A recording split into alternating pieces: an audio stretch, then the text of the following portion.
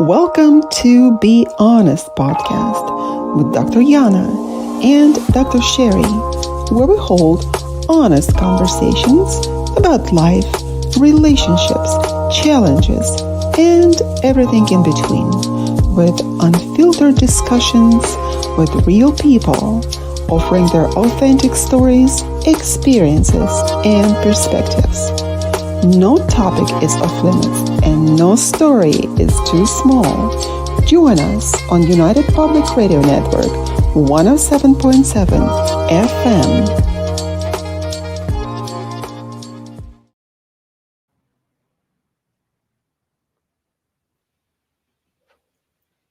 Hello, everyone. I hope that everyone can hear us well. Dr. Sherry, can you hear me? I can hear you loud and clear. I can't hear anyone. What's going on? Just all of a sudden kicked me out. Are you back in? Can you hear me now? I can hear you. Okay. Can you hear me? I can hear you. I can't hear anyone. Okay. So let's just start and I'll figure it out. Hello, ladies and gentlemen. Welcome to Be Honest radio show. Relationship talks with Dr. Yana and Dr. Punch. Dr. Sherry Punch. The show where I send into the honest conversations about life, relationship, challenges, and everything that is human. On the United Public Radio Network, 107.7 FM. This is so interesting. When I can't hear myself, when I can't hear anything else, we make mistakes as human. This is very interesting. All right. While I'm trying to figure it out, I'm going to pose the question that we are going to ponder today. Why do we often struggle to say no? And how can embracing the two-letter word lead to profound shifts in our lives? And I'm going to pass the microphone to Dr. Sherry while I'm figuring out my hearing here. It's okay. I'm pretty spacey myself. I even brought the shirt to space this out as well, even though you can't hear me. Well, wherever you find yourself today listening to our show, driving, sitting, laying, standing, or even upside down, you're in a good space to embark on this journey of learning to say no. In our ever-changing world, societal gratification of endless yeses often leads to instant gratification. I'm sure we're all used to that by now. Instant gratification, TikTok, scrolling on our phones, just immersing ourselves into the instant, even expecting things around us to happen instantly and having to remind ourselves to be patient. I don't know where Dr. Yana went. I think maybe I shouldn't have wore this shirt today because I spaced it out. However, let's get back to the topic here. Society's expectations coupled with a natural inclination to please others often contributes us to seek validation, avoid confrontation, or worry about missed opportunities. Are you back? Let's find a balance between saying yes or no in a delicate dance on a double-edged sword. To say the least, living in fear of uttering the simple word no may lead to life overshadowed by overwhelming obligations and compromises. That often creates a cycle of stress and anxiety for us. Can you relate out there? Even a sense of being powerless in our struggle to meet others' expectations. This often happens at the expense of our own personal well-being. Overcoming the challenge of saying no entails recognizing our own personal well-being.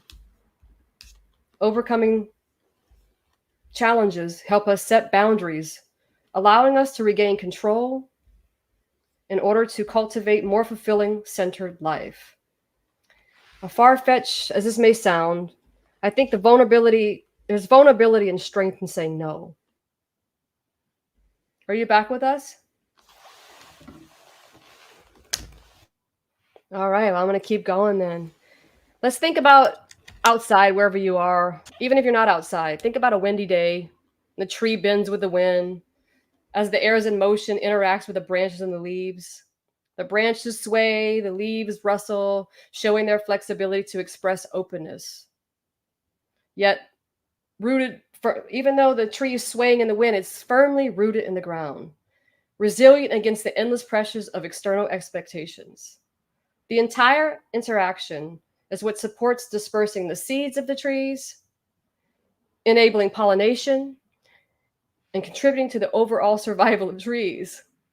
What I'm emphasizing here is the tree stands as a metaphor for our human existence.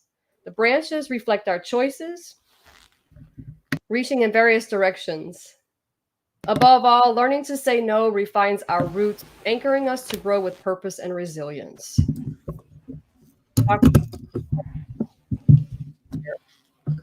You there? Can you hear us yet?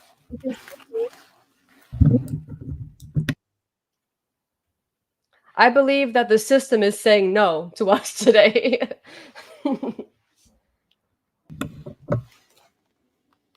So I'll continue. Can you hear us?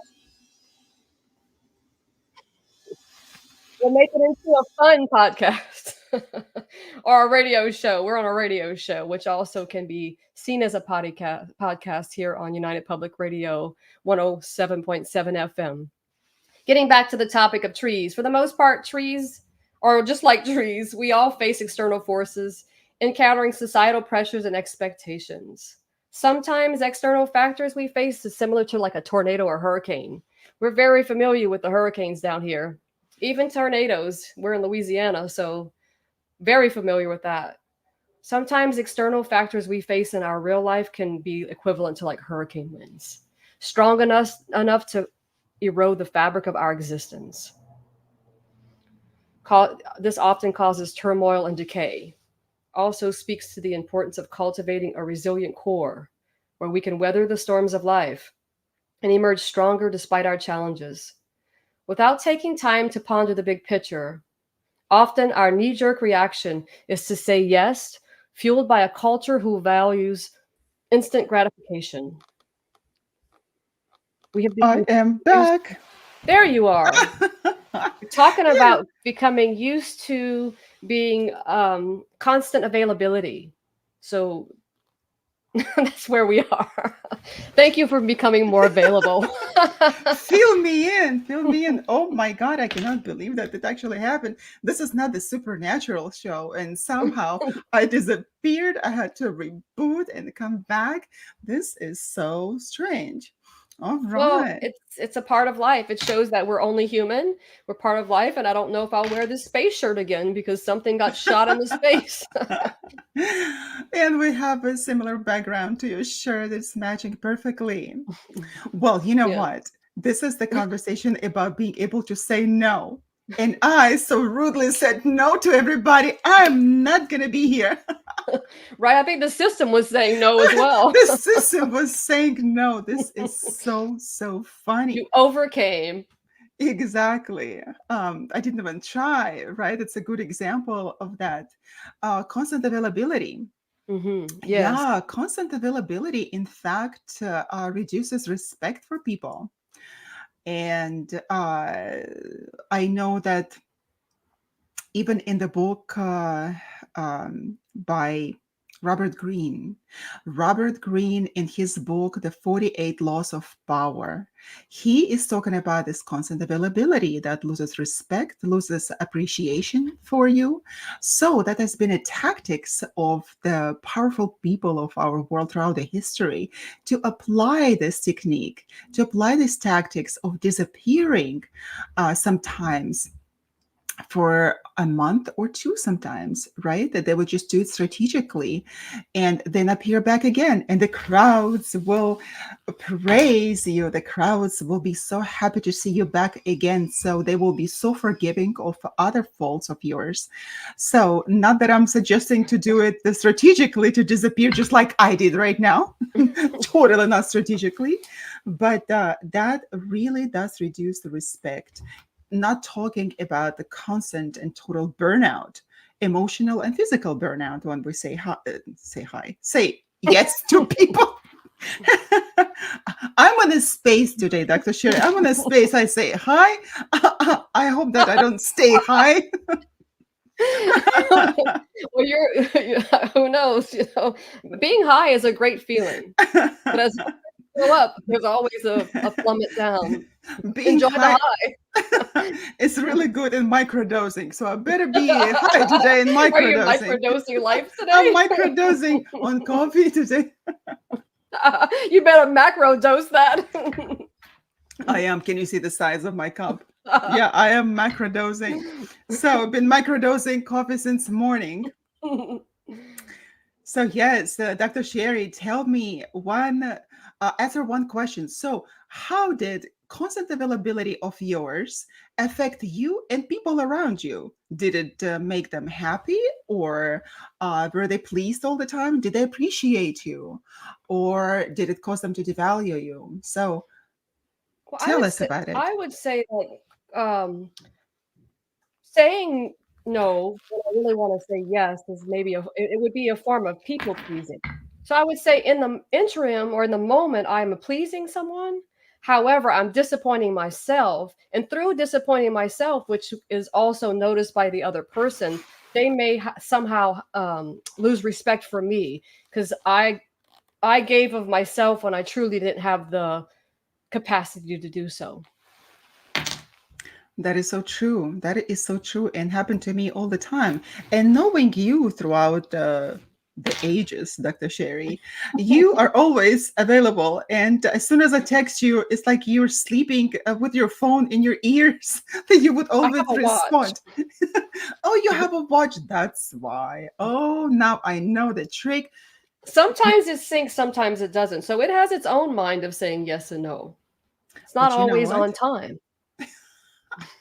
This tells me not to ever get an Apple Watch, not to ever get disturbed like that by the text messages. Because if I tell people that I have an iWatch, and they will know that I received the text, right? It's just I'm choosing not to respond. So this is one of the reasons why I will never get the iWatch.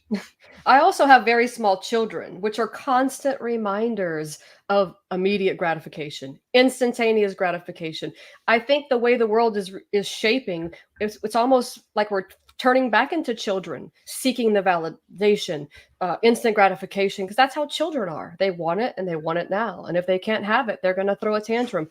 That's in addition to all that information I just gave you. One of the reasons I have access to openness is because in case there's a need for my children, for me to be in touch with my children. Uh-huh. So do you ever say no to your children? Yes. And why do you think it is important? Boundaries. So they know that it's healthy to go out into the world. You're not going to get everything you want. Sometimes it's hard to say no to them. Sometimes it's hard to say no to people. It took me many, many years in my life to realize, I think someone calls it vitamin N, and vitamin N is the word no. That is such a great vitamin N. Wish it was packaged and we would just like buy it and eat it like we like to do in our modern culture. Well, today we're here to tell you how to do it without biting it and eating it. We are going to produce it in the pill of the mind Good. that you can fuel yourself. You can prepare yourself for the future situations in your lives and possibly learn how to say no. Mm-hmm. Because by saying yes constantly, like Dr. Sherry mentioned, even to children, it teaches them one of the worst lessons in life, that life is going to be easy, that everything is going to be given to me.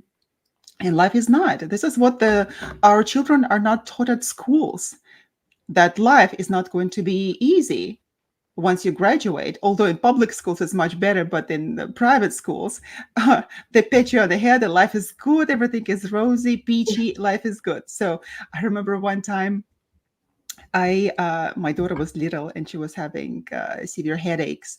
And we took her to the neurologist. The neurologist was from New York, and he was so not happy being in the Midwest, and such a great guy. We were friends.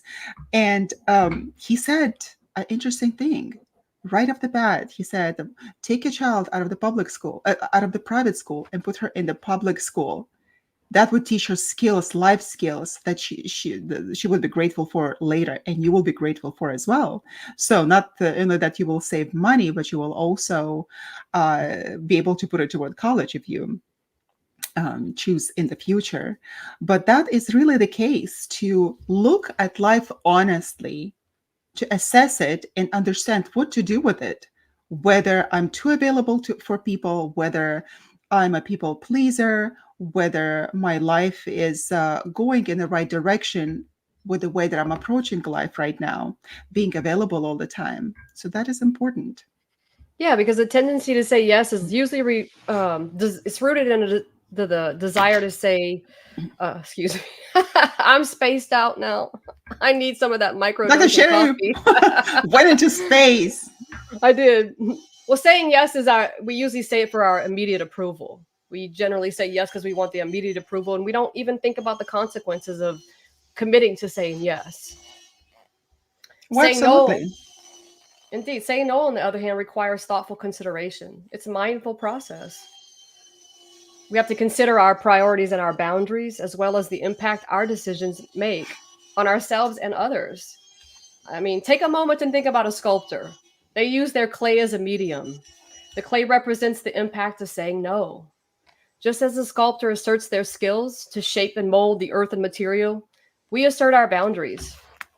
We deliberately mold our own well being. So, from a broader perspective, sculpting involves a meticulous craftsmanship, skills, and tools, right? So, our decision to say no is also a skillful art. We're always working at chiseling away the excess of ourselves to reveal the authentic contours of our understanding and respect. We all have the capacity to shape our lives with clarity and purpose. On the wheel of existence, just like the wheel a sculptor uses, we can carve away our distractions and unnecessary obligations. Another factor in saying no is be honest. Just like a sculptor, we too create a masterpiece of selfhood, which stands as a testament of our values and priorities along the road of self discovery. There's a quote by Paulo, I'm going to probably not say the name correct, Coelho, and it says, when you, Paolo Coelho. Mhm. thank you, there you go, beautifully said. When you say yes to others, make sure you're not saying no to yourself. That is so important, not to say no to yourself. And I cannot stress the importance of it enough, because why we are, while we're pleasing other people, we are actually um, avoiding pleasing ourselves a lot of the times. So what happens? Why do we please people? Well, perhaps we avoid confrontation. Hmm.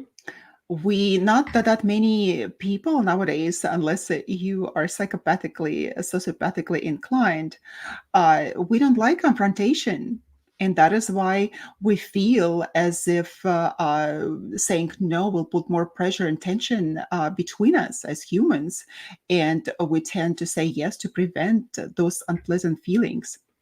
Yeah, and maybe somebody who has, let's bring in the attachment theory here, someone who's anxious, I wouldn't go as far as to say that they enjoy confrontation, but they may engage in confrontation with the notion that they're going to get what they want, unconsciously, perhaps subconsciously. But some people, yes, a fear of vulnerability, fear of confrontation, fear of conflict, all those things are intertwined in the reasons why we don't want to use the word no. That's true. The childhood trauma can have a profound and lasting effects on our development and behavior as adults.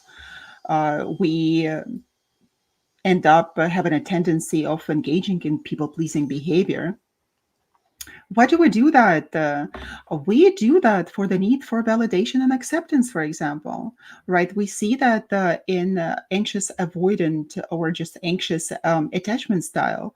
And Dr. Sherry is a professional in attachment style, so she can share with us why. But I know that children children who have experienced trauma, they often develop the heightened need for validation and acceptance. their childhood traumatic experiences, they can disrupt the safety and security feeling, leading them to seek external validation as means of reassurance. And the also fear of abandonment.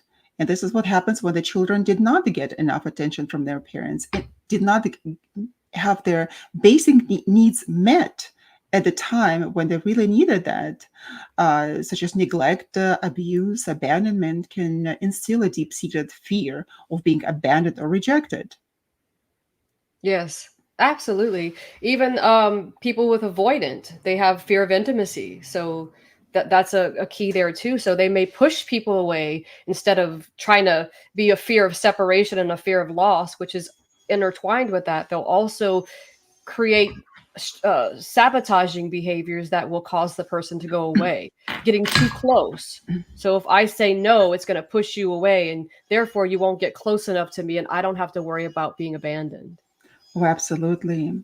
And by constantly seeking to please others, we hope to secure a sense of belonging and avoid the pain of being left behind. And that sense of belonging is very important to us as human beings, of course. So, how do we deal with that? We delve into the not such good. Uh, real well, I would say that, yeah, relationship with ourselves. We are not being honest completely, because if we look at the situation, we have to assess it seriously, because why we feel the fear of abandonment, right? Whether that's just a perceived, or maybe that's realistic. Maybe this is the time to let go of that relationship or the situation. But nevertheless, we are so afraid to lose the sense of belonging to society, to the group, to another human being. And yes, we do belong to each other in a relationship. Yes, we do. And if we say that we don't, that we're so independent, we are lying to ourselves. We are not being completely honest. Yes. Dr. Brene Brown says has a very good theory where she goes into saying that belonging is the opposite of fitting in. When we try to fit in, we Hmm. change who we are to fit in. But when we belong, we are authentically ourselves. So when you find yourself in life going against the grain of your authenticity, you are trying to fit in. You are not where you belong. Where you belong should be comfortable, and you should be able to be yourself. You ever find yourself in a situation, relationship, and you're like thinking, I always have to change a part of myself. But because you might have anything other than a secure attachment, you may be acting out of fear, guilt, whatever those familiar patterns are. So you change yourself to fit into that situation. But you know inside your intuition's kind of kicking you. Your inner child's like, something's not right, something's not right. You're not authentically being you. But then you're around your friends and you're like, oh, it's like a breath of fresh air. I can be myself. That's where you belong. When you can be yourself, you belong. When you have to change yourself, you're trying to fit in. So thank you, Dr. Brown, for enlightening us on that. He can hear us. She. She. Oh my God, and even she. All right. Like, I was so denying and saying no to gender here.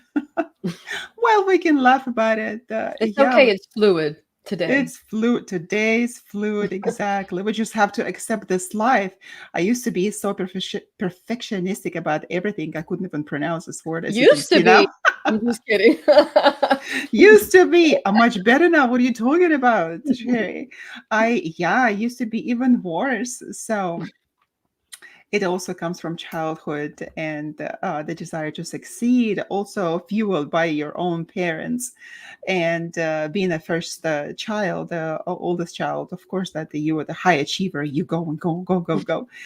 But you have to be able to stop at some point and assess the situation. And I assessed it nicely. And I'm not as perfectionistic as I was before, Dr. Sherry. So I was don't. just I was just being sarcastic.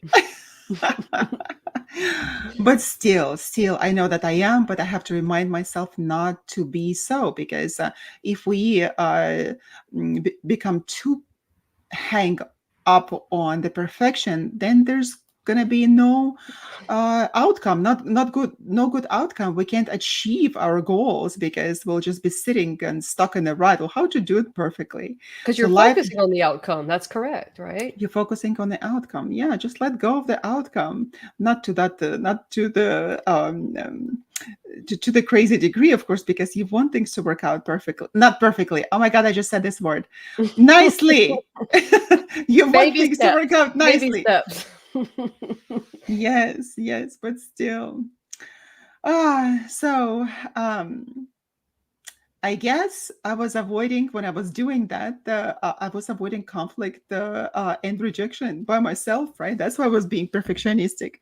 Just like in the topic that we're discussing today, on why it is so difficult to say, to utter just the two-letter word. It's no. And in the majority of languages, it is just a two-letter word, right? It's very short. So, but why? So yes, the conflict, to avoid a conflict and rejection, we develop because of the trauma that we have in our lives.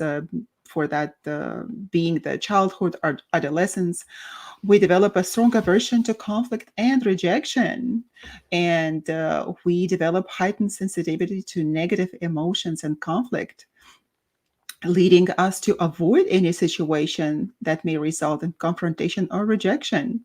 So, people pleasing behavior becomes a way to maintain that harmony and avoid all these conflicts that are imaginable or realistic by saying yes and accommodating other people's needs. That becomes, oh, something, a fly here. Oh my God. Just got scared here. It's a fly on the wall. It's a Somebody fly. sent it. Yeah. What is today? Fluid, flying, and everything. That's right. I Yeah. agree with you. It's like on the flip side, we also need to take a look at people who habitually say no, repeatedly stuck in like in the pattern of the fear of saying yes. Some Mm-hmm. people are so afraid of saying yes that we rely on saying no to, like you said, to avoid that confrontation and lack of self-confidence. Absolutely. And how do we tackle that? How do we approach this? Sometimes as a big problem for people. I remember I have a client whom I met a long time ago.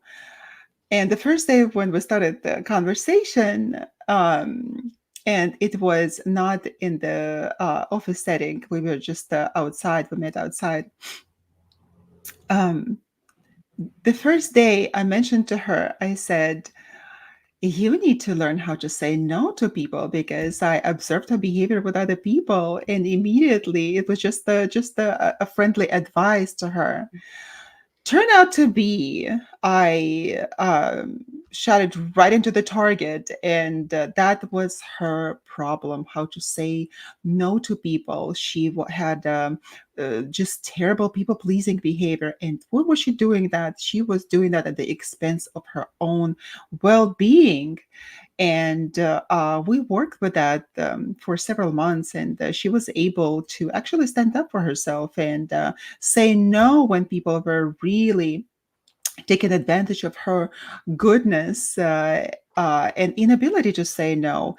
And she wasn't being promoted at work because she was the go-getter, right? Doing everything that her boss was wanting her to do. And she became much stronger person as a result of that. Yeah, it becomes a lot of people use it as a coping mechanism. It's a way to cope. And just like we were talking about earlier, like a sculptor saying no, it's like it's a skill. You have to practice. It's not like you're just gonna probably wake up tomorrow or in the next 5 minutes, all of a sudden I'm gonna stand up for myself and say no. It's a practice. You have to practice. If you're not used to being honest with yourself, You have to learn and practice being honest with yourself. And that's a part of saying no or saying yes. Absolutely. A lot of us with the two many anti-social tendencies. Of course, we don't say yes. We don't say no. Hold on. Don't we say? We don't say. I got confused today. Many people don't say. Either or. Yeah, that's right. I have to track my thoughts back. You know, I learned how to speak slower, but my brain did not learn to go slower. So maybe that's a good thing. But once all those thoughts is like rushing in, I can just forget what I was saying. That is so funny. So yeah, with antisocial tendencies, of course, there is no problem saying no. There's a no all the time and saying yes to yourself. So how do we do that? How do we approach the situation? Because we go against ourselves a lot of the times, not having our needs met, not having our projects fulfilled, right? Like you mentioned, like we have to be honest. We have to be honest with ourselves. And also, we don't have a, we should not lie about the reason why we're saying no. So when this happens to us, when somebody comes continuously and asks us to perform some tasks or to do them a favor, we don't have even to excuse ourselves. We can just say, you know what, today I can't do that. Being honest is actually taking your power back, and that is okay.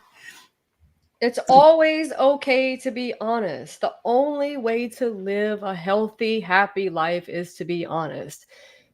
However hard somebody thinks it is, whatever comes along with that, the only way to truly live a happy, healthy life is to be honest.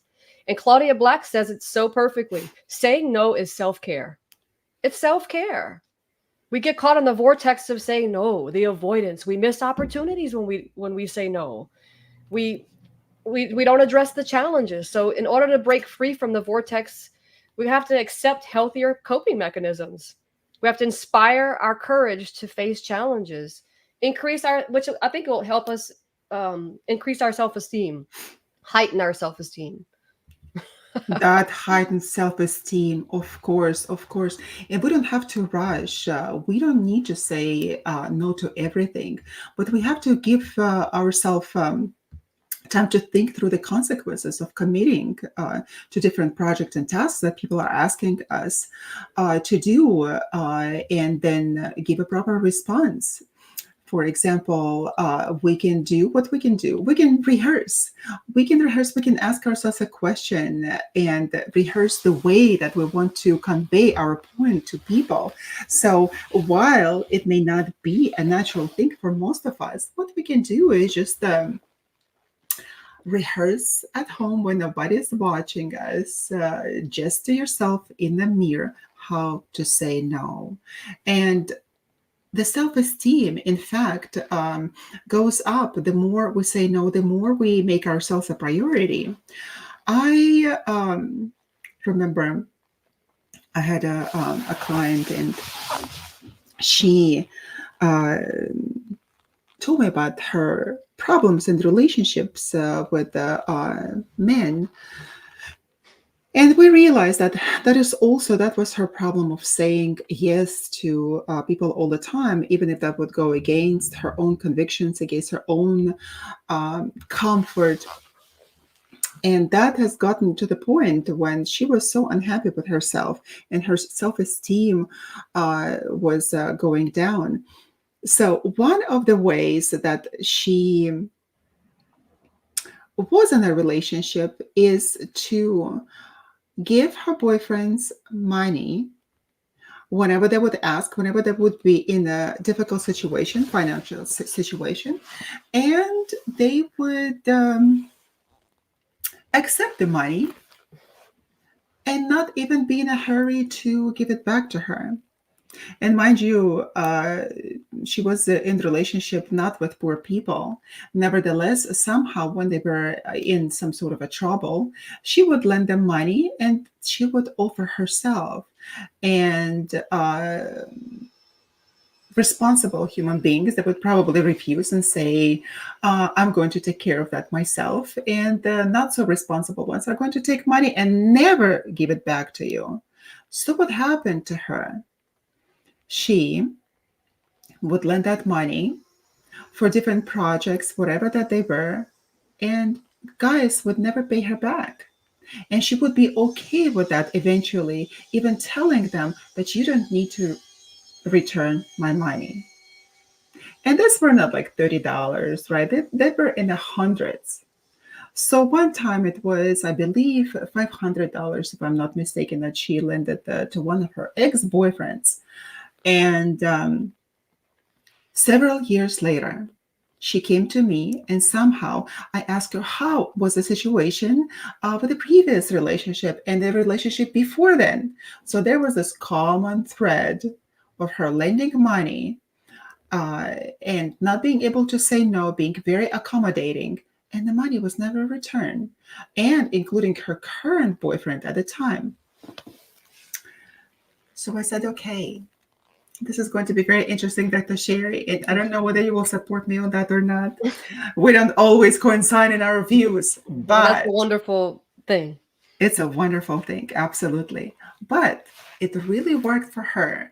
So I told her, I said, get your phone. We are going to call him and tell him that you need that money back.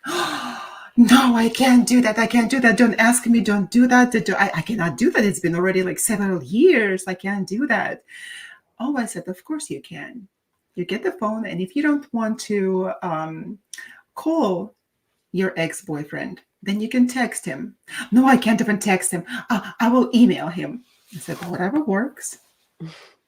Email him and say just simple words that this is the time that I need my money back. Even if you say that before that you didn't need all this money back. So with shaking hands, she sent that email with a simple sentence that at this time I need my money back. This is a very incredible thing that would happen probably 30 seconds later. Just 30 seconds later. I mean, it cannot happen in every instance, of course, but this is such an incredible example of how to approach your inability to say no to people. 30 seconds later, she gets her money, $500, sent to her through Venmo. She got her money back. And she was surprised that it happened. Moreover, that her ex boyfriend sent her money, I think it was $150. And he said, please take yourself out to dinner. If I cannot do that, please take yourself out to dinner. I would like to pay for your dinner. It was so incredible. She was so surprised that it actually happened. I said, well, this is another, this is a way to say no, to hold your interests, uh, to even approach your present relationship because her present boyfriend at the time also owed her money, like about $800. And she said, oh, it is okay. I don't have to get it back. Oh, yes, you need to have it back. It is your money and you lent him and you need to have it back to get your power back.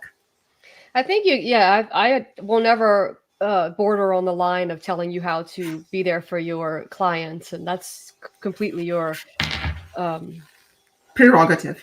yes. I think it's great to support her, and you encouraged her, you guided her. So I think it's wonderful. It's a great strategy, even if you don't even look in the mirror. I just think that just again getting in touch at the beginning, middle, or end of the day, we are the most important people in our lives for our health, our happiness, our fulfillment. The foundation of the experience of us being human is wrapped into being there with ourselves. So you guided her. The most important next step for her is doing it on her own. sometimes it's a lot easier for us to make decisions when we have influence or people next to us to guide us. So the next steps is what can she do to make these things happen on her own? Will she have the courage and the confidence? And what tools can she be given to implement those strategies on her own? And she did. She did. She's such a wonderful, wonderful woman. And she did. And she actually brought me a card for my birthday. And that card I cherish. Those were such incredible words. And she made me cry. And I don't cry that easily. How can you say something like that? I said, you better not say anything, because that's going to make me cry. And she said that I empowered her, that she was able to take charge of her life and actually work with her own interests and not for the sake of the interests of other people. Yeah, because when we take care of ourselves, we become more effective, we become more resilient, compassionate in our relationships with ourselves and others. Saying no gives you a sense of freedom, or excuse me, gives me a sense of freedom. I can't speak for anyone else, but there's a liberation in saying no, because try it one time when you're so used to saying yes, and you know that it's not good for you. Try to say no, and take a moment to realize like how good it felt to say no. Did more than likely it's not going to kill you. So if it's not going to kill you, then go for it. Why not? I Absolutely. mean, Absolutely. Well, it could even mean killing your spirit. Go ahead. yeah, absolutely. Because what happens with us that we give our power to other people, and we leave it there. And sometimes it requires a radical approach sometimes, because if we are stuck in a rut and if we have a certain pattern of behavior that is not serving us well, we are going against ourselves. And what happens that most of the time that we will feel bad about ourselves, and that was the case here.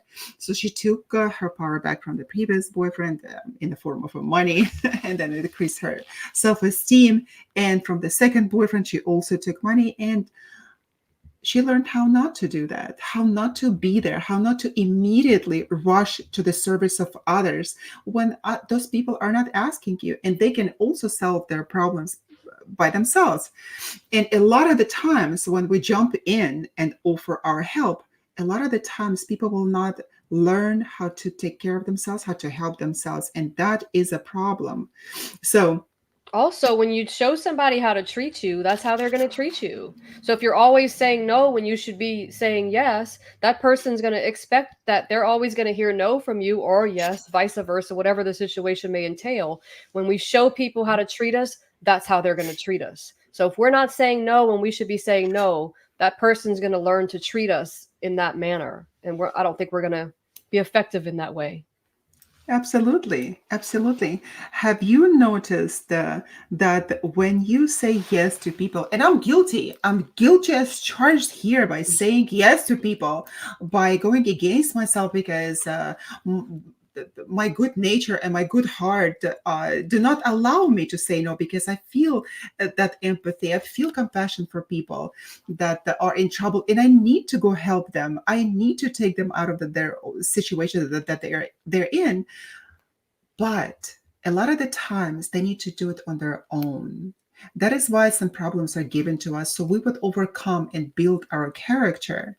So with a radical approach like that, you can't pat the person on the head and say, "Oh, life is going to be better," that or like the majority of the therapy out there will listen. And besides, we have this approach in psychotherapy that being compassionate, understanding, and all that comes to it, not really giving people what they need. Sometimes they need this radical approach and just saying, you know what, you have to stop doing that. And once you stop doing that, life is going to get better, because in psychotherapy, we're not allowed to give uh, advices, right? Oh, the patient needs to make their own decisions. Sometimes it is very important to hear, like, listen, cut that crap and just be better. stop doing that, right? Well, of course, not in this Well, I don't think anyone's terminology. gonna, most people won't listen when you start telling them. That's why they say not to give advice, because a lot of people will tune out, because a lot of people that show up to hear, there are a select few people who really, really want to get better. They really want to work on themselves. But you have people out there who want to stay the victim. So that's why, again, like you're saying, I think what you're saying is like by telling them, you're advising them in a way. It's like only you can help yourself. You can't save anybody. The only time you can save someone is in the midst of survival. If somebody's drowning and you have the capability to save them, save them. But if they're drowning in emotions because they can't handle their life, but they're refusing to get a job or something, or whatever the process may be, excuse me for just singling out that one topic there. If you don't want to help yourself, you're just going to stay in that, you're going to stay living behind the no and behind the yes when it's not appropriate for your life, and you're going to keep trying to save other people before you try to save yourself. That's a nightmare. I spent the majority of my adult life trying to save other people till I finally realized, what the hell am I doing? I'm standing on the, I'm drowning, throwing my life preserver again to the person on the sand. I mean, they're not even drowning. So, you Absolutely. know, That is so you can important. you can plant seeds in people's Plant seeds. lives, and they can continue to water it if they choose to, but we can't save other people. We can only give them seeds, I guess, right? Sprouts. And that will sprout later. You're absolutely right. I have a little advantage here. That is why I did not go to counseling psychology, Dr. Sherry, like you did, because I would want to solve people problems right away, right? Put them back on their feet and equip them with tools how to overcome their problems, how to live life. And I knew that I would just go hungry. I wouldn't be able to survive on that, right? And going through insurance companies and everything. It's just like I I would be steer also clear be from that bound. as well, Dr. Yana. I steer clear from psychotherapy also because I'm an existentialist, and I believe in, I don't believe in living under labels. I don't believe in labeling people with diagnoses. However, I believe that there's a sect for that for people who really need it. So I'm not diminishing that in any shape or form. I did also take a different route with regard to that because I believe in helping people to achieve their goals and taking action. That's kind of where I'm at. I believe Absolutely. we focus on the present, not the past. That is why we do what we do. And the interesting thing is that another advantage is that people come to me and they pay cash, and they have to get to the point when they have to uh, take out the lots of money out of their pocket to go and fix themselves, right? To ask to go and seek some help. And that is this money is a great motivator for people. If they pay money, I know that if I pay my money to somebody, I expect change. I expect results.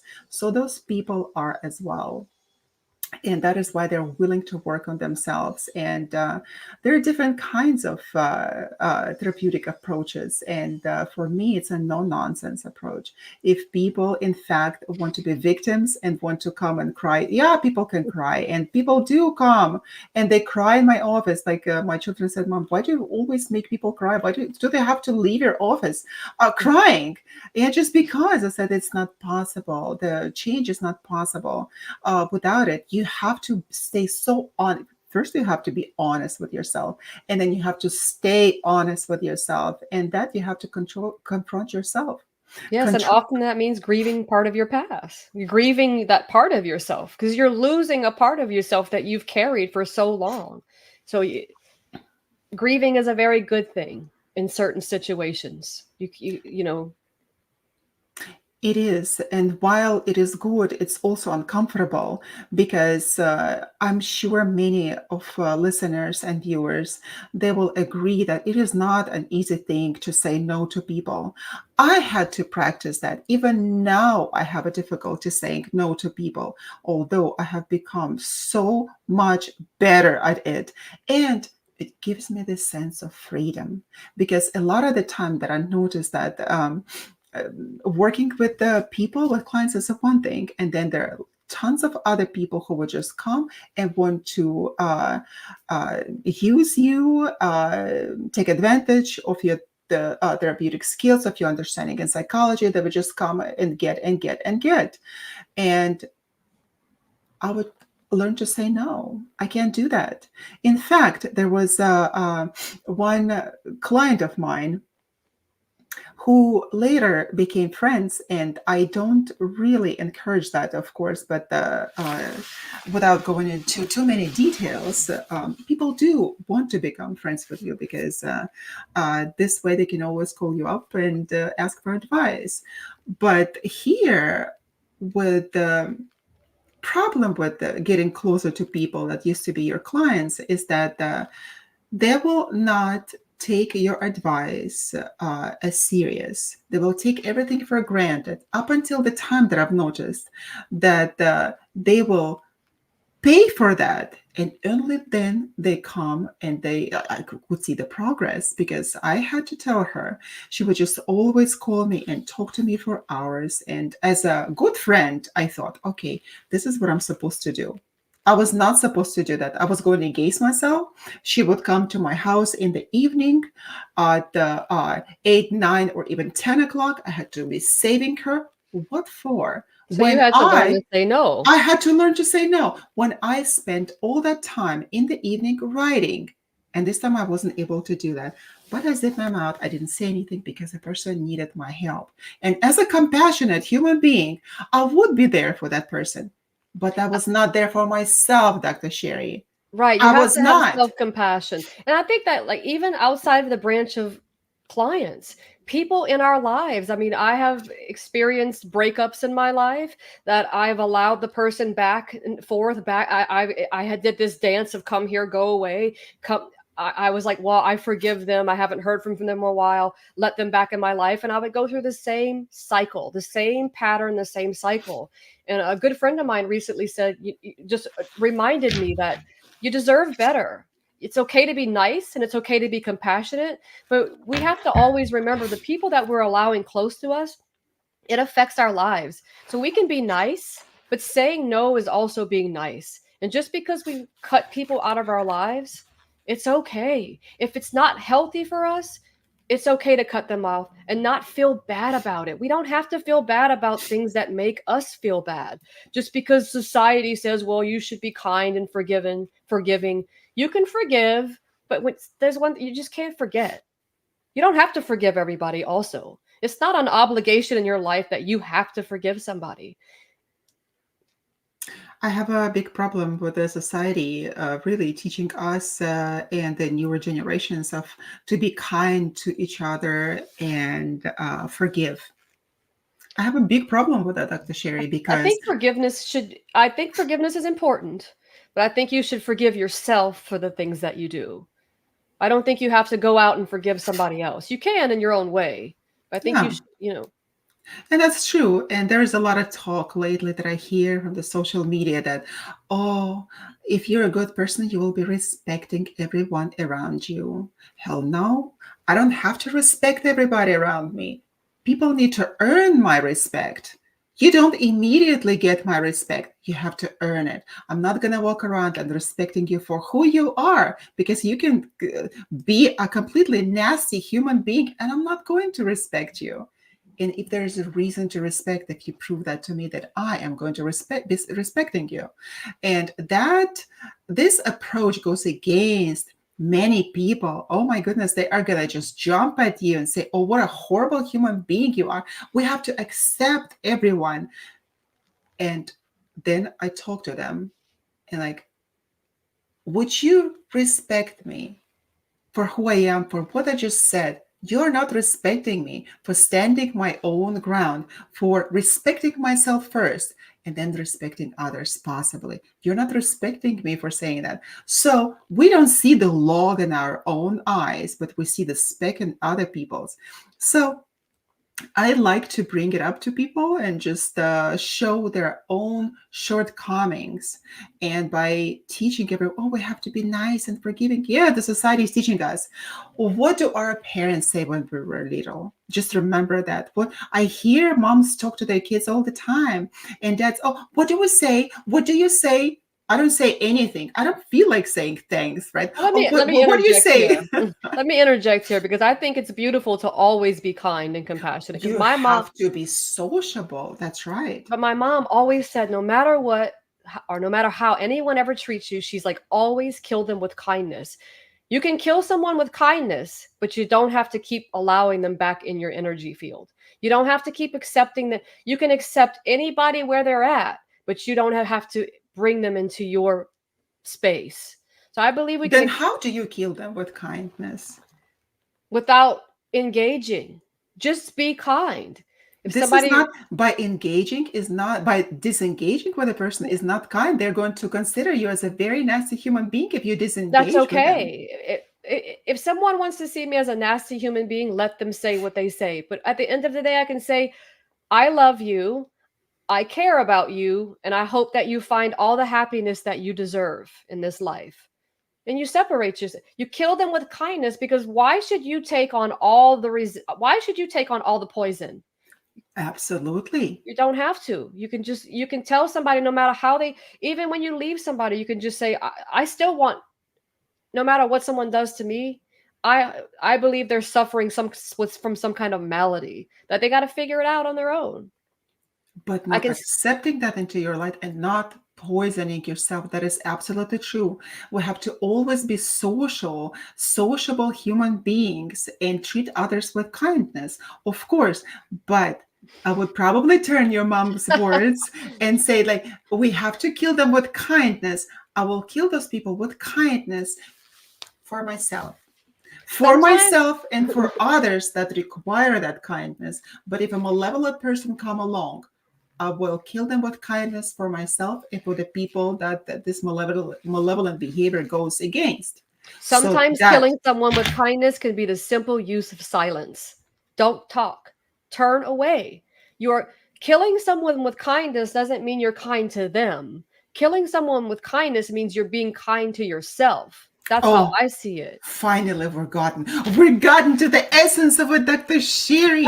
Oh my God, we need to have a conversation with your mom about it. I'll ask her if she Exactly. wants to come on. Exactly. Yeah, yeah, yeah. Killing someone with kindness, and the kindness should be with yourself. I And never even still, thought of it that way either till I just spoke it. I always thought killing them with kindness, but it's so true. I think the essence of it is really kindness to yourself. Whatever the kindness is for your own heart and soul, no matter what it is. If you have to say no, don't pick up the phone, don't engage, whatever it is, do it. It's absolutely. okay. It's okay to go no contact. It's okay to do whatever you need to do for your spirit to heal. Absolutely. And with that in mind, we are live on United Public Radio Network 107.7 FM. And you are listening and watching to Be Honest podcast, to Be Honest radio show with Dr. Yana and Dr. Sherry, where you have no chance of lying. You have to always be honest. You will not hear us lie to you about anything. We bring honest conversations about life, anything that makes us human. We just have to stay honest. So thank you for being with us. Thank you for listening, and thank you for watching us. We actually welcome questions and we welcome comments on our show, and we would like to see what you're interested in, what topics you would like us to discuss by emailing us to behonesttalks@gmail.com and going to our website to check out other podcasts that we have published there already. So stay with us, comment, and send us your love and appreciation. Tell us how be honest, how to stay honest, changing your life, or why is it important to stay honest? We would like to hear from you. Yes. What are you struggling with? Are you struggling with being honest? Yeah, people do. People do. Mhm. Some people are struggling to stay honest with themselves because not for everyone it is so easy to just abandon um, people pleasing behavior, because sometimes there are different psychological conditions that prevent us from stopping that pleasing people pleasing behavior. I know that with a borderline personality disorder, which is characterized by unstable emotions, difficulties in relationships, and distorted sense of self. One common trait that is observed in them is a tendency to engage in people pleasing behavior. And again, like we mentioned already today, it is a fear of abandonment.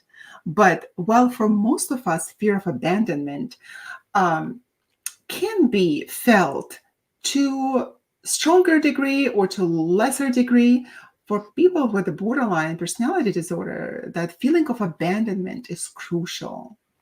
It causes pain and internal turmoil inside of them.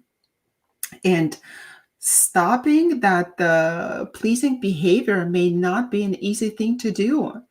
Nevertheless, in order to get your power back and to start that kindness to yourself, kindness and compassion for yourself first, because we think that, oh, we're such a kind and compassionate people to others. That's why we're going to kill them with kindness. You don't kill them with kindness. You kill yourself with malevolence against yourself, but you show them your kindness. But why to go against yourself? Why destroy yourself before showing the kindness to other people? So, what do you think about it, Dr. Sherry? I think borderline personality disorder, that's when somebody's suffering from that, I don't think there's much you can do to make a person who's not who's not getting better in that with that mental affliction feel a sense of security no matter what you do. I mean, you probably would have to lie to yourself and self-sabotage continuously if you're with someone with borderline personality disorder to accommodate their needs, because their needs will most likely, I would say, change day to day. One day they might see you in a good light and the next day they can't stand you. So that's a Absolutely. tightrope there of It mental is. health. It is. Exactly. They have rapid shifts of emotions, making it challenging to regulate feelings effectively. They use people pleasing as a coping mechanism to manage such emotions. And by pleasing people, they receive a positive feedback or validation. How good it feels, right? It feels really good to receive that validation and positive response, right? Why? Because it temporarily relieves your emotional turmoil, but Yeah, it is only temporary, yeah. temporary. And we have to always remember that until we look at the situation honestly, until we look at ourselves honestly and with radical honesty, we are not able to move forward with that. It, like you mentioned, uh, you don't like labels. Neither do I. I never put labels on people. And if they do have certain tendencies, I would point them out to them that those are the tendencies, for example, of borderline personality disorder, like, or just the borderline tendencies. And a lot of the people will come to say, oh, I'm borderline. Oh, I'm bipolar. No, you're not. No, you are not. You are not borderline. You are not bipolar. If you have those tendencies and those symptoms, we have to deal with them somehow. You have to learn how to cope with yourself, with emotions, with your fear of abandonment, because a lot of the times it can be perceived fear of abandonment. It is not real at all. Like someone is trying to step out to go to the store, and you're already feeling that, oh, that's it, the person's never coming back, my partner's never coming back. But the So thing that about can be borderline difficult. personality disorder, a lot of people with borderline and personality disorder don't believe they have a problem. So, like narcissism, borderline personality disorder can also be a difficult diagnosis to treat. But I do agree with you by labeling people under something, by telling somebody what they are or categorizing someone as something. Some people have a tendency to live under the umbrella of that. Somebody told me I'm this. This is Yeah. who I am, and I'm going to blame everything around me on this rain that's falling under the umbrella of what they've categorized me as. Well, So, that is exactly. That is also a problem with people with borderline tendencies because they struggle with a fragmented and unstable sense of themselves. So if you tell them, for example, this is what you are, and you are the therapists are the authority figures in their lives, um, they're like immediately, okay, I'm borderline. This is what it is. It's difficult to treat, and I'm not going to do anything about it. This is the most difficult thing to treat in people, psychological deviation. We're not going to put labels on them. So it is really difficult. So this instability can manifest in excessive reliance on others for validation, or fear of being rejected or abandoned when there is no such thing, right? It is only perceived. but it's So, ingrained within. oh, It's absolutely. primal. So that's the point of working with your, like, a therapist or yourself, is bringing that unconscious conscious, bringing those things that bother you to the surface and dealing with Absolutely. it. You're looking at this pool, it was clean, and then you wake up in the night, when your unconscious comes and the leaves have blown from the trees that covers the pool. So when you look in the pool, you're like, oh my God, those are all my unconscious dealings there.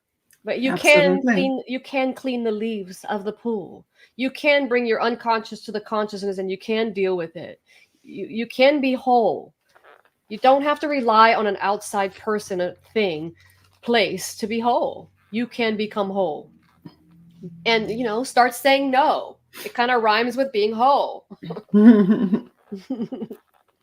Yes, yes, yes. And such people pleasing behavior, they become a way to gain the identity of self worth through approval and acceptance of others.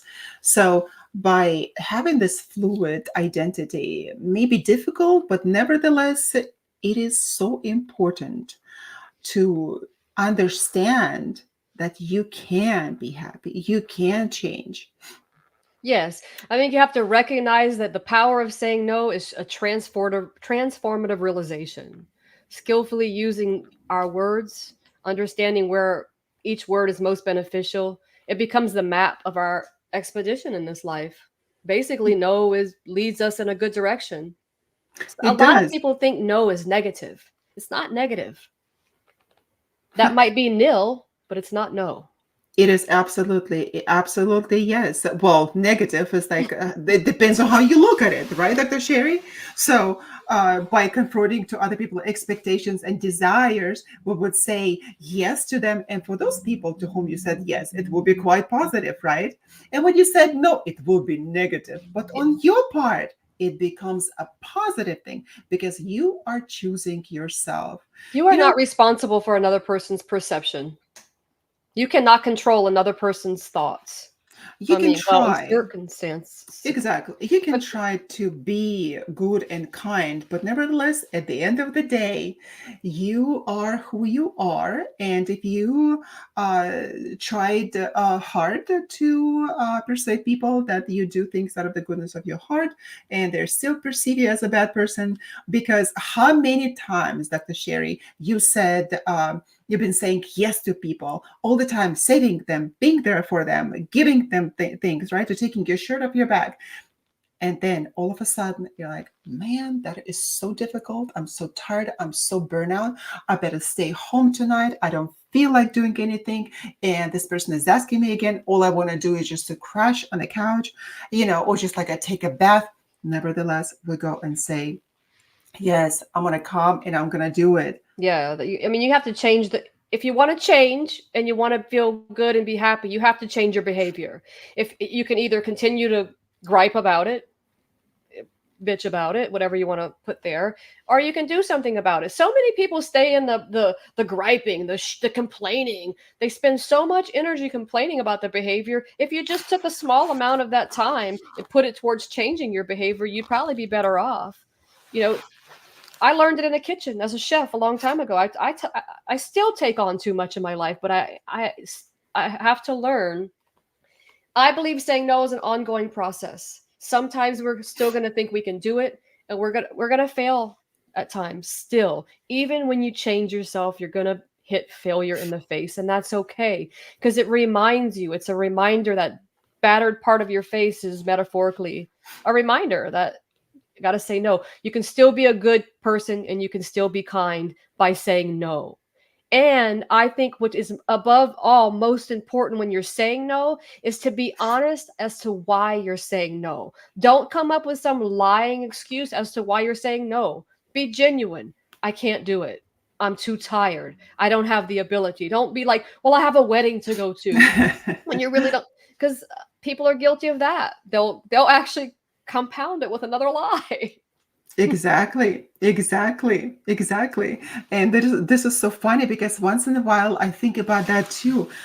How do I nicely tell a person that I can't do? How do I nicely? And I'm like, oh my God, I'm thinking about telling a lie. Telling a lie. Why do I need to tell a lie? Is because I want to preserve my face? Because I don't want that person's feelings to be hurt? No. By lying, already we call them all white little lies. Lying and not telling something, two different things, right? To withhold some information and to lie, two different things. So I prefer to say, I'm busy or I can't do it at this moment. I stay true to myself because at the end of the day, I stay with myself. I have to give account to myself, not anybody else. Because did I go against myself today? If we ask at the end of the day, did I violate my own boundaries? Did you Did lose I respect for yourself? did you lose respect to yourself? The most important thing that you have to keep that respect for yourself. And a lot of the times that we don't. Yes, you gave in. Yes, you went. We call it to go the extra mile. For Pete's sake, what for sometimes? To go an extra mile Hmm. in that person's shoes. I don't care. I don't want to do it. Those shoes hurt me. I don't want to walk another mile because I don't like to sweat, for example, and it's a difficult road. I don't want to do it. So don't do it. Don't go Yeah, against don't yourself. sacrifice your Don't own well-being sacrifice. for another person. And I really want to bring this out there, and I think a lot of people might disagree with me, but I'm going to go out on a limb here and say it. We go to as far as to categorize a lie. We even go as far as to color it. It's a white lie. I've had people tell me, well, I know I lied to you, Sherry, but it wasn't a big lie. A lie is a lie. White, black, red, purple. I mean, we can have a rainbow of lies. In my opinion, a lie is a lie. If someone doesn't look good in something, stop saving their feelings. Tell them, I don't really care for that dress on you. It doesn't flatter you. So many people just want to be nice. They receive, okay, you receive a gift someone, you can still be kind and say thank you, it was so nice of you to think of me. You don't have to say what is this, or you don't Exactly. you don't have to you don't have to pretend you love something. You can just be honored that somebody thought of you and gave you something. I believe a lie is a lie. That's why I support being honest in Absolutely. every shape or form. And Absolutely. And we need to be also mentioned another factor that plays a role in not being able to say no. A lot of the time, we have a fear of missing out as a psychological factor that FOMO. make us FOMO. Hey, hey, FOMO. What's going on? FOMO. Yeah, people often worry about declining an invitation or opportunity that might result in a valuable experience. What is a valuable experience? You know how many people are inviting me to go here and there, not to miss this opportunity. Oh, this is happening like once a year, once a lifetime. One person, a couple of years back, I met her at the one of the social gatherings of parents at my daughter's high school, and she was a mom who was doing real estate, and she was creating all of those events like red carpet events for this posh properties that she was selling. And she was inviting me. She said, why don't you come to our like red carpet event? There are going to be movie makers and all of this rich people, and you have to wear like your evening gown. You know, I'm not against those kind of possibilities. I'm not. But does it bring me any value to do it? Or I would like to stay in my evening gown, meaning that going to sleep in that kind of an evening gown if I'm so tired that day. That kind of an evening gown. I like that. Right? So Are you you have in to your evening gown my tonight? I am in my evening gown.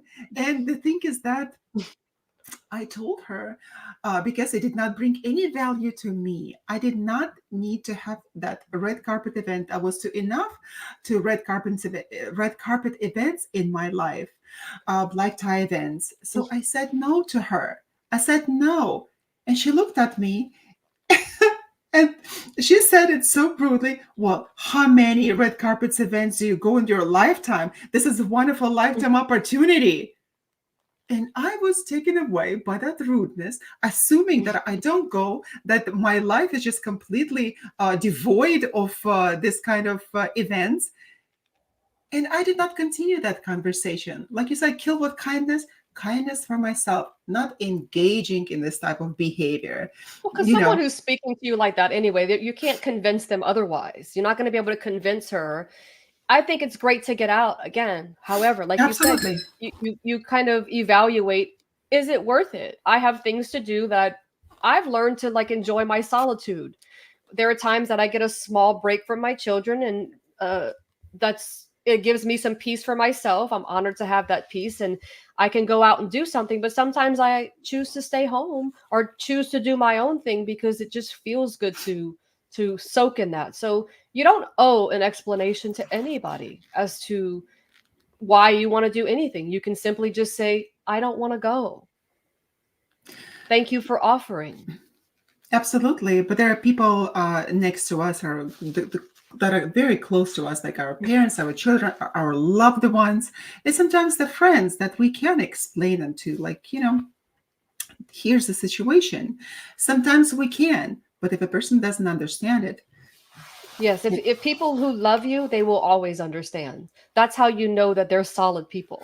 They will say, I understand, and that's okay. You do what you have to do. They're not going to miss out. They're just inviting you to something that you might not want to miss out, but they're going to love and respect whatever you give them. And if somebody's trying to manipulate you, then that's the kind of people you probably want to be, like that old wise man said, be careful who you allow on your ship, because some people will try to sink it just because they can't be the captain.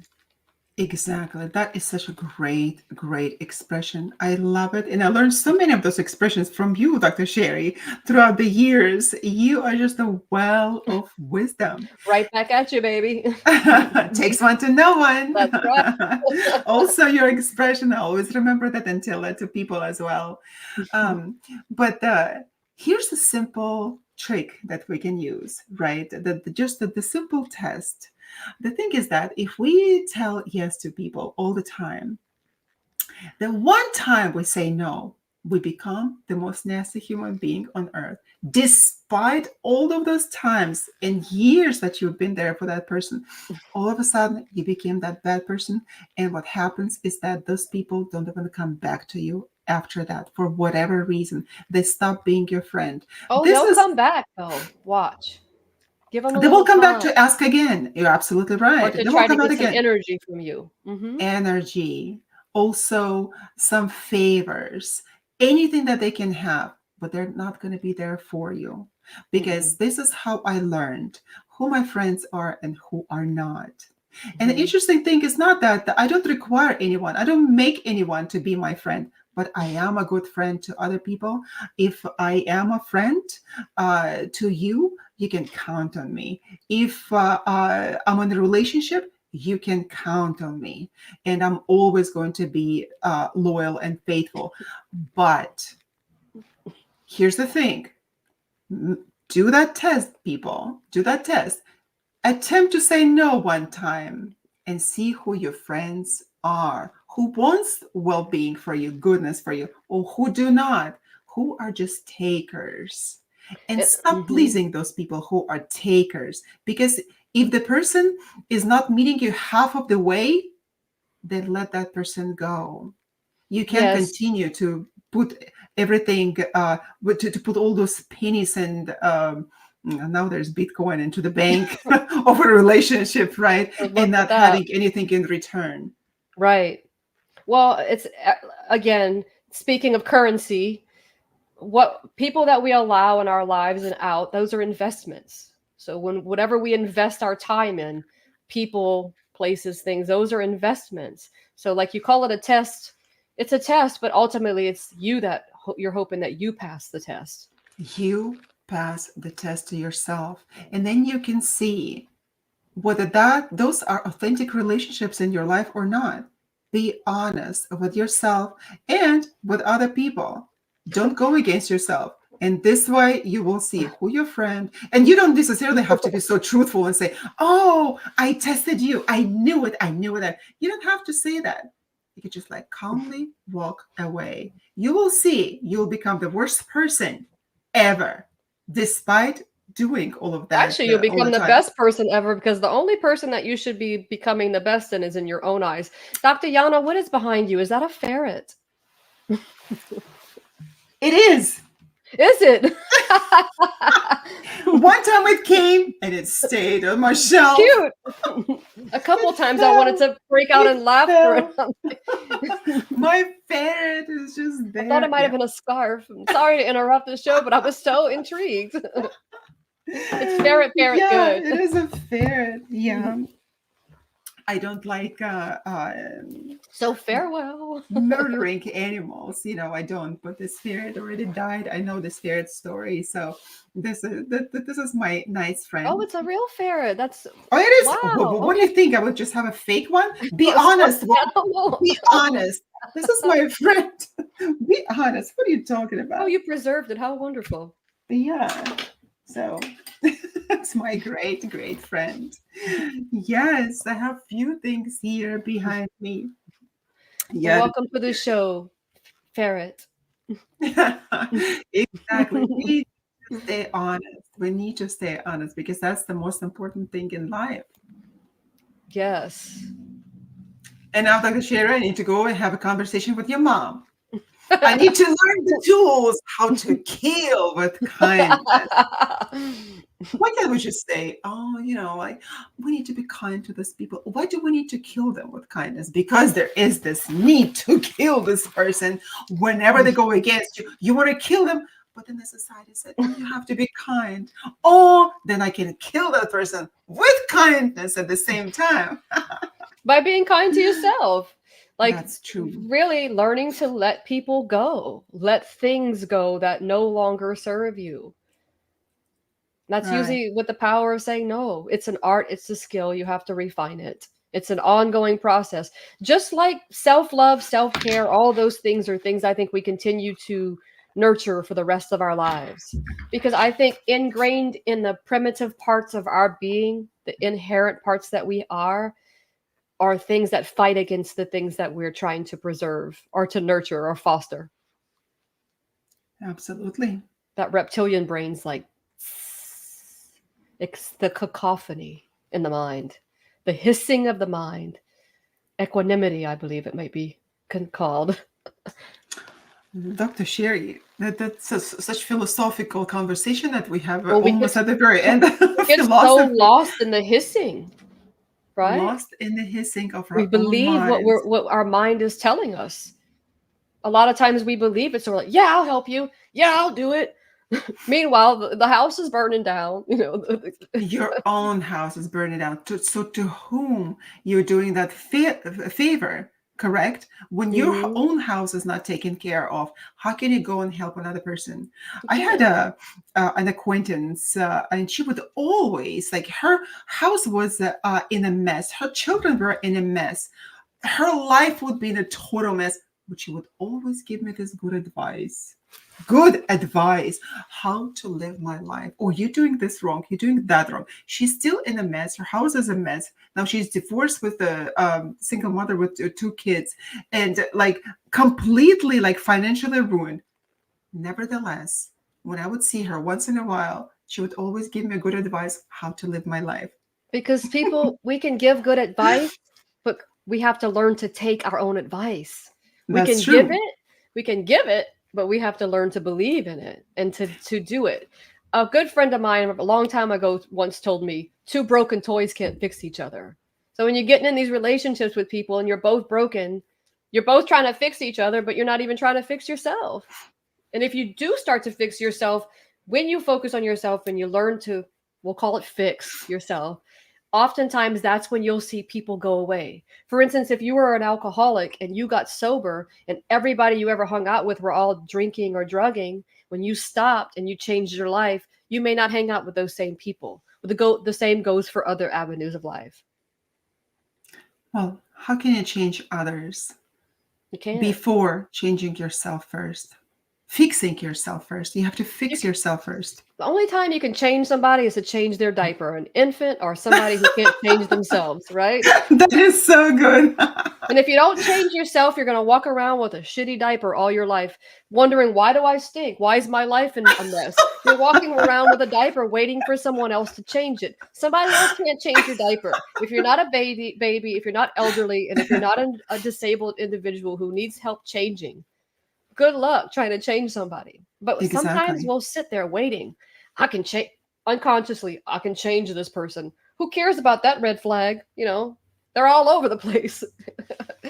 You're at All like a over the football place. game with all the red flags. Ignore it. Absolutely. Ignore it. Look Absolutely. for the green flags. Why? Because it's so easy to do. We don't need to address our own problems. We have to go and fix other people's. Yeah, until we get into so much pain.